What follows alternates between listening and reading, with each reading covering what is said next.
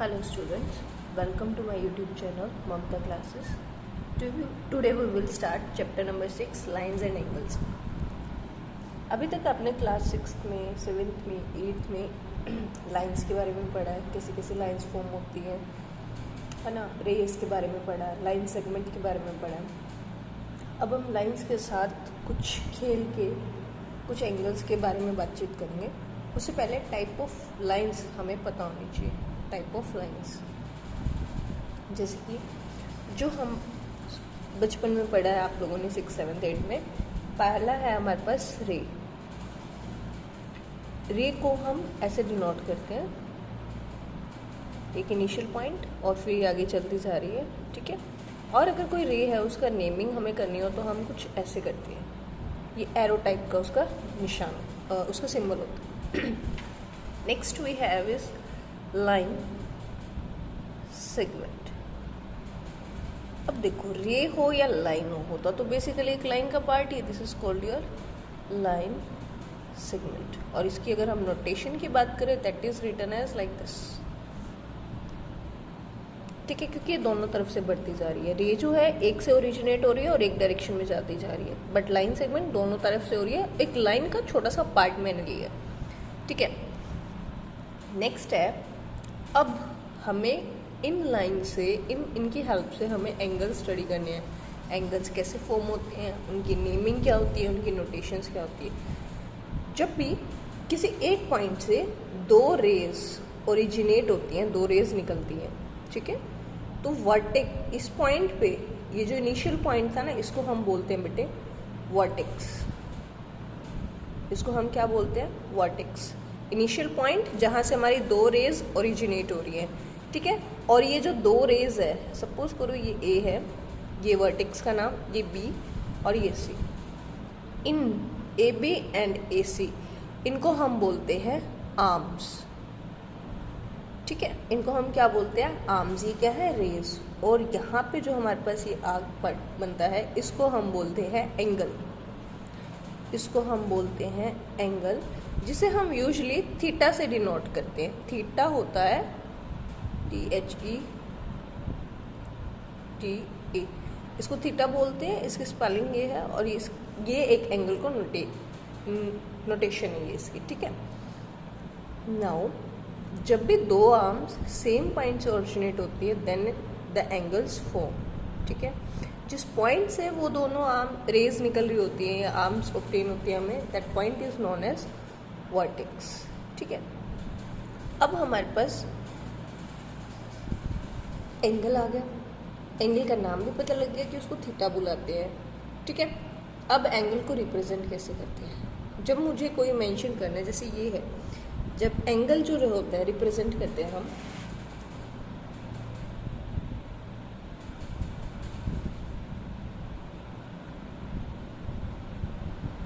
Angle is represented by symbol this. ये कुछ greater than वाला सिंबल है ना, वैसा वैसा, ठीक है। सपोज इसकी मुझे नेमिंग करनी है, तो इसकी नेमिंग क्या हो जाएगी? BAC। क्या होगी? Angle BAC। इसको हम बुलाते क्या है? एंगल, क्योंकि ये एंगल की नोटेशन है। और ये क्या है? BAC। क्लियर? ये तो हो गया एंगल का नेम, ठीक है। आर्म्स के नेम की बात करें तो वो क्या हो जाएगी? AB and AC। क्लियर है? जैसे एक नॉर्मल सी बेसिक सा क्वेश्चन ले लेते हैं, उसमें हम नेमिंग करेंगे एंगल्स की, कि नेमिंग कैसे करते हैं, ठीक है। सपोज कुछ भी रैंडम है हमारे पास, ये इस पॉइंट जहाँ पे दोनों इंटरसेक्ट कर रहे हैं, इस पॉइंट को हम O नाम दे देते हैं। ये कुछ A है, ये B है, ये C है, ये T। ये एंगल 1 नाम है, इसको मैंने एंगल 1 नाम दिया, इसको एंगल 2 नेम दिया, ठीक है। अब एंगल 1 तो मैंने दिया, इसकी नेमिंग अगर मुझे करनी है, एंगल 1 की नेमिंग देखो, एंगल 1 की नेमिंग होगी, इसकी आर्म्स कौन कौन सी है, जहाँ पे आर्क खत्म हो रही है, देखो एक ये वाली आर्क, एक ही आर्क, ये वाली, इसकी बात नहीं करेंगे हम फिलहाल, इस आर्क की बात करेंगे। इसका एक आर्क का पॉइंट यहाँ आ रहा है, दूसरा यहाँ, तो एक आ रहा है OC पे और एक आ रहा है OB पे। तो OC एंड OB इनकी क्या है? आर्म्स है। तो एंगल क्या हो जाएगा? COB। एंगल 1 क्या हो जाएगा हमारे पास? COB, ठीक है। या फिर एंगल BOC, एक ही बात है। एक ही बात इसलिए क्योंकि देखो आर्म्स है, आप चाहे OC को पहले लो या OB को पहले लो, ठीक है। मेन पॉइंट है जिस वर्टेक्स पे एंगल बन रहा है that should be in the centre, and here we have O vertex पे हमारे पास एंगल बन रहा है, तो that is in between the name of the arms and points of arms.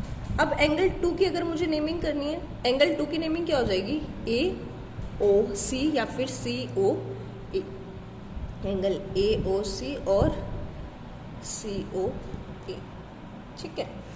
Is that clear?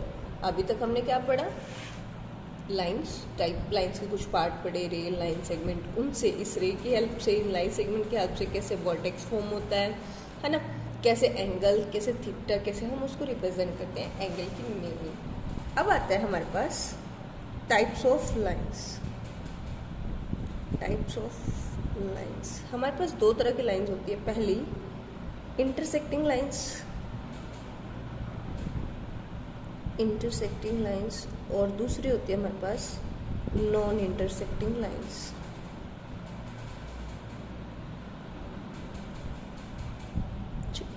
Intersecting line that mean कोई भी line जो कभी ना कभी इंटरसेक्ट करे। नॉन इंटरसेक्टिंग जो कभी भी मिले ही ना, जैसे कि पैरेलल लाइन और पैरेलल लाइंस, ठीक है।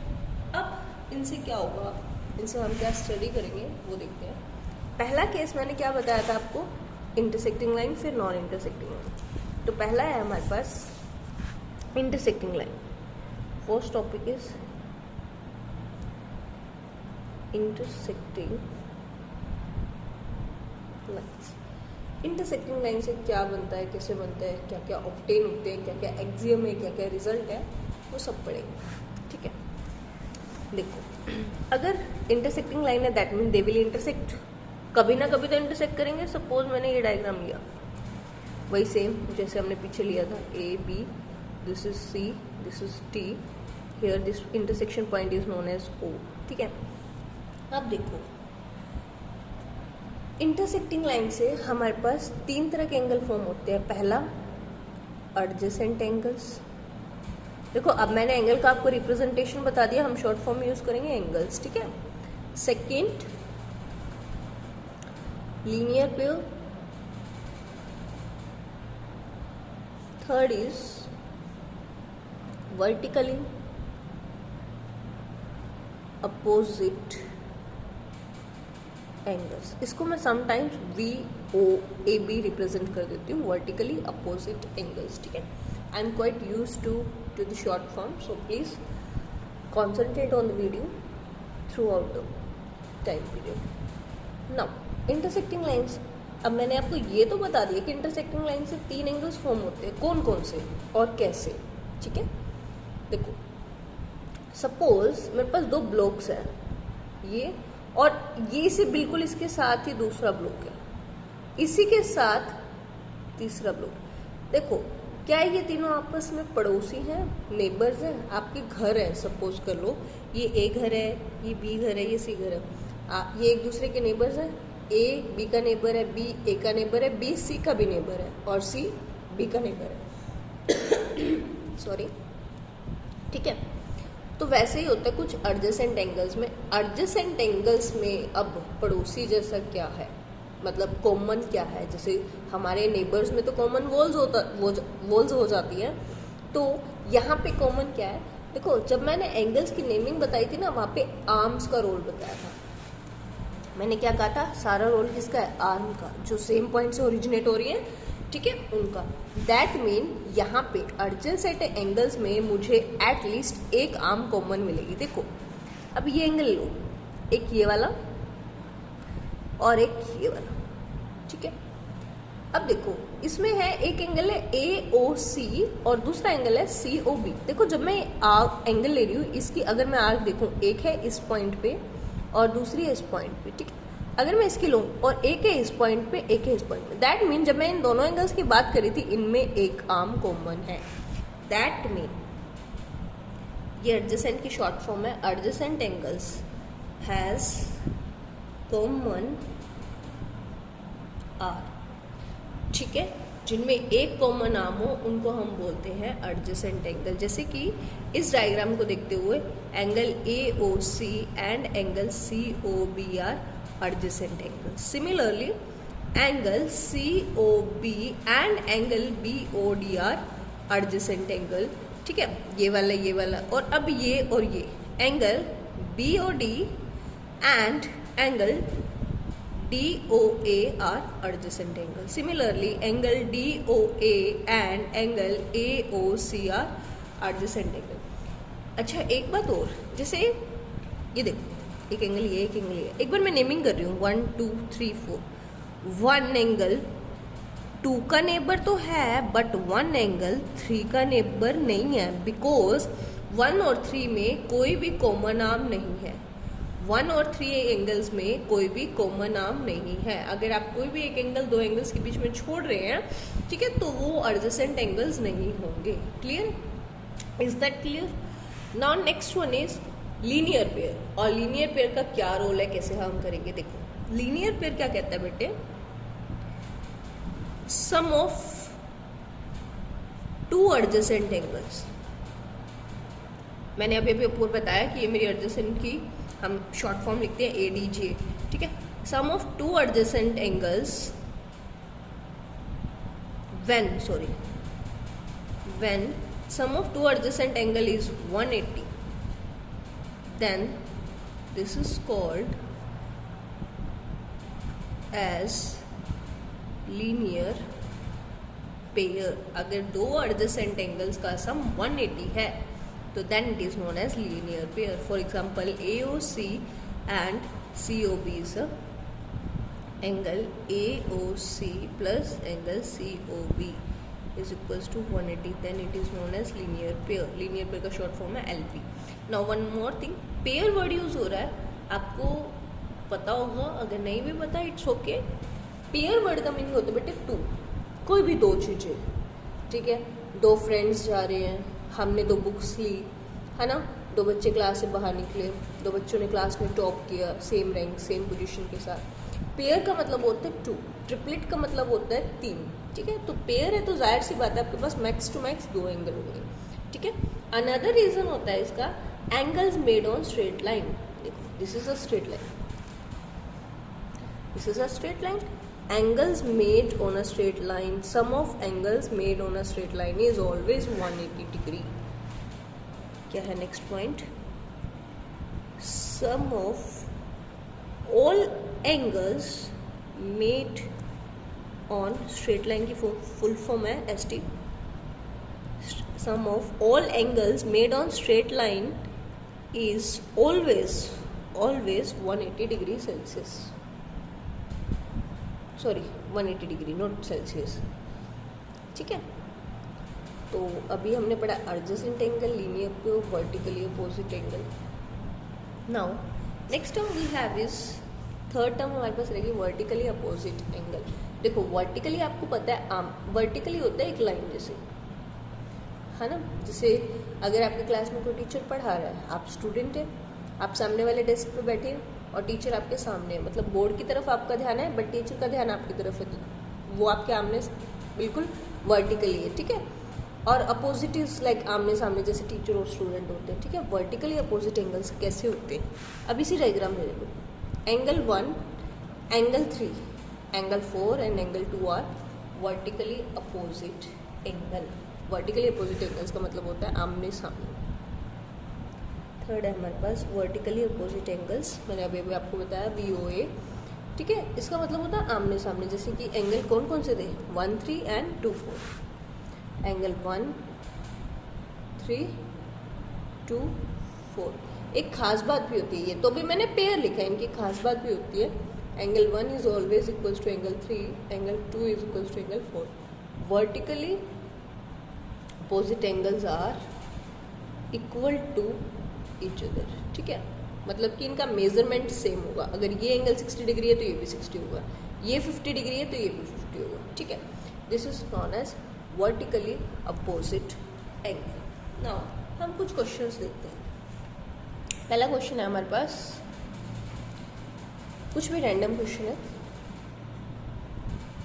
सेम ही डायग्राम रहेगा हमारे पास, ए ओ बी सी डी। ये जो ए ओ बी सी डी ये सारे वर्टेक्स होते हैं, ठीक है, क्लियर है। नाउ अब एंगल्स फॉर्म करते हैं। सपोज करो ये एंगल कुछ x है, ये एंगल कुछ 2x है, ठीक है। इसमें देखो इसी एक क्वेश्चन में मैं आपके तीनों कॉन्सेप्ट यूज कर लेंगे हम, adjacent angle, linear pair, vertically opposite angle, सारे, ठीक है। अब देखो मुझे इस x की वैल्यू फाइंड करनी है। Find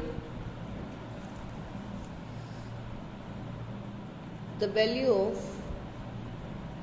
x। अब मैं कैसे फाइंड करूँगी, है ना।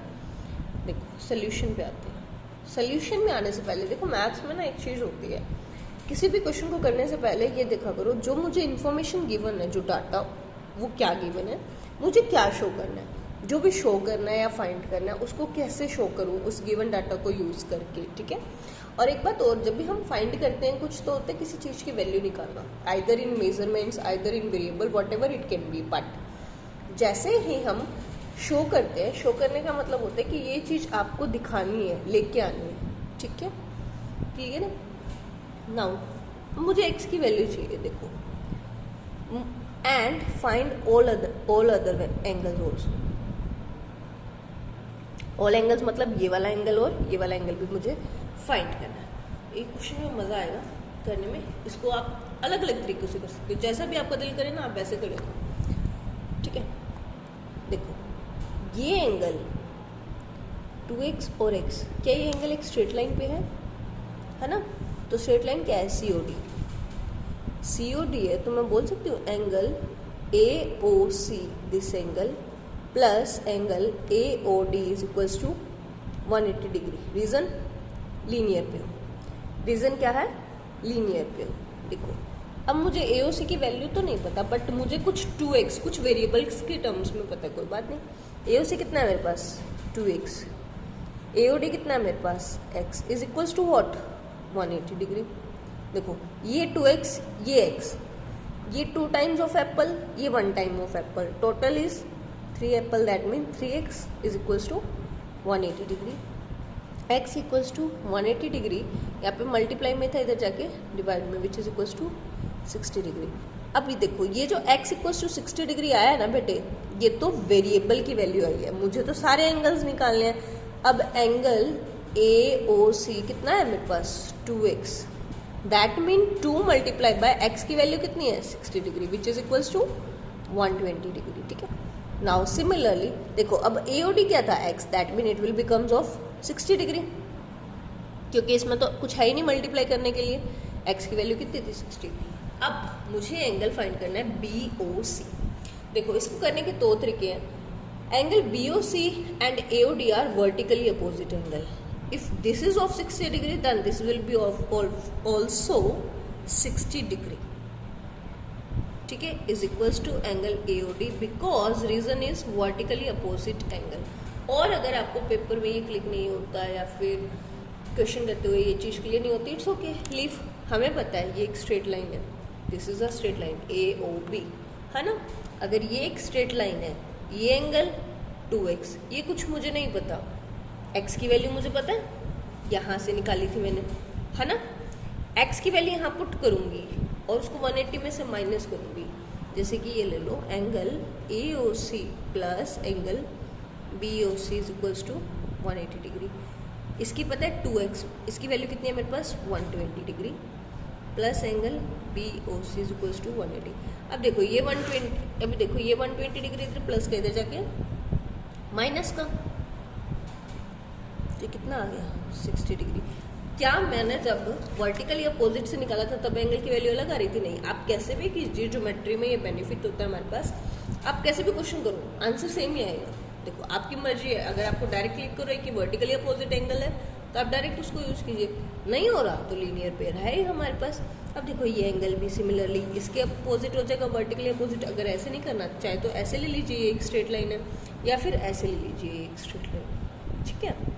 Now practice this question, it will be really helpful to you, ठीक है। इसके बेस पे एक क्वेश्चंस करेंगे, 1-2 क्वेश्चंस और करते हैं हम, फिर उसके बाद हम नॉन इंटरसेक्टिंग लाइंस के ऊपर भी क्वेश्चंस करेंगे, ठीक है। अच्छा, यहाँ पे ना हमारे पास एक दो चीज़ें हैं। अगर हमारे पास किसी भी दो एडजेसेंट एंगल्स का सम 180 हो जाता है ना, तो जो नॉन कॉमन आर्म मतलब ये इन दोनों एंगल्स में कॉमन आर्म थी, तो ये जो बच गई ये नॉन कॉमन आर्म जो है वो स्ट्रेट लाइन फॉर्म करेंगे। इस एक्सियम को ध्यान रखिएगा, हम इसको कई बार यूज़ करते हैं क्वेश्चंस में, ठीक है बेटे। I hope this video is very useful to you. Let me know in the comment section.